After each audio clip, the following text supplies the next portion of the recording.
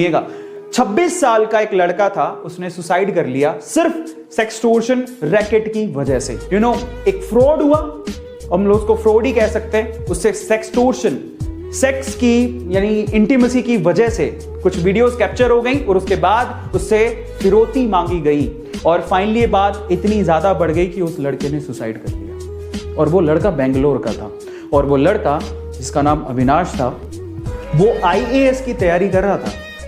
अचानक से क्या होता है, उसे फेसबुक पे एक रिक्वेस्ट आती है, नेहा नाम की लड़की, बट धीरे धीरे रिक्वेस्ट आती है, बातें होने लगती है। उसे नहीं पता था कि जो लड़की की रिक्वेस्ट आ रही है उसके पीछे एक रैकेट काम कर रहा है। धीरे धीरे बातें होने लगती हैं, बातें और बढ़ने लगती हैं, धीरे धीरे और क्लोज आने लगती। वो लड़की बेंगलोर की नहीं थी, समझ रहे हो? वो कभी मिले नहीं एक दूसरे से, कभी नहीं मिले।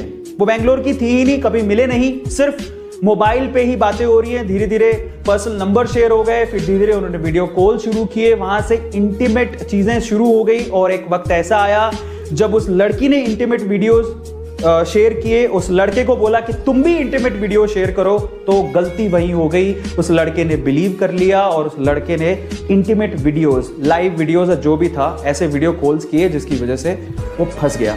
वो वीडियो रिकॉर्ड हो गए। कुछ दिनों बाद वो लड़की गायब और लड़की के पीछे जो रैकेट काम कर रहा था उसने अब उस लड़के को परेशान करना शुरू किया। वीडियो फॉरवर्ड किया और कहा कि आपने अगर इतने पैसे हमें नहीं दिए तो हम ये वीडियोस आपकी फैमिली को भेज देंगे या सोशल मीडिया पे डाल देंगे। जब ऐसा कुछ हुआ तो उसे ऐसा लगा कि यार अगर ये चीज पब्लिकली चली गई तो मेरी इज्जत का क्या होगा, घर पे मुझे लोग कैसे देखेंगे, मैं आईएएस की तैयारी करने आया हूं। ठीक है, एक ऐसा केस हुआ। उसने शुरू में पैसे दिए, उस पैसे, अब देखो जब भी आप पैसा देते हो ना तो उनकी भूख और बढ़ जाती है। तो जब उसने पैसे दिए शुरू में तो उन्होंने बोला कि उनका पेट भरा नहीं, उन्होंने कहा हमें और चाहिए। ऐसे करके वो पैसे मांगते गए, मांगता आया कि उससे संभला ही नहीं। अब उसके पास पैसे इतने कहां से होते। फाइनली उस लड़के ने ये सोचा कि शायद मैं अपनी जिंदगी खत्म कर लूं, तभी ये जो झंझट है वो खत्म होगा। और वो लड़का दुनिया को छोड़ के चला गया। शायद अगर ये सब नहीं होता तो आज वो आईएएस की प्रिपरेशन करके कहीं अच्छा आईएएस बन चुका होता और हमें एक अच्छा आईएएस देखने को मिलता। पूरी तरह से खत्म ही हो चुकी है कि फैमिली जिसने अपना 26 साल का नौजवान लड़का खो दिया, वो लड़की फिर से उसकी बहन को कांटेक्ट करती है, उसकी बहन को कांटेक्ट करती है और उसको बोलती है कि मैं अविनाश को देखे मुझे बहुत दिन हो गए, मैं अविनाश की, मतलब बताया कि अविनाश की गर्लफ्रेंड, मुझे उसे देखे बहुत दिन हो गए, ऐसा करके। और जब वो ऐसा बात बोलती है तो वो उसकी सिस्टर कहते हैं कि अब ही इज नो मोर, वो अब जिंदा नहीं है।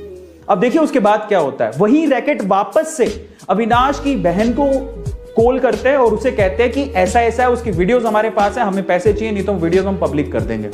अब उसकी बहन थोड़ी समझदार थी, उसने पुलिस को ये केस रेफर किया कि ऐसा ऐसा कुछ हो रहा है मेरे भाई के साथ और मुझे लगता है कि उस एक्सटॉर्शन की वजह से उसकी जान गई है। फाइनली पुलिस ने पूछताछ की, समझ में आया कि वो लड़की एक्चुअली बेंगलोर की थी ही नहीं। वो एक रैकेट चलता था कहीं राजस्थान में दूर और वहां पे कुछ लोग थे जो उसको बराबर से ब्लैकमेल कर रहे थे और उससे परेशान होकर उसने अपनी जान दे दी। ये पूरा केस था।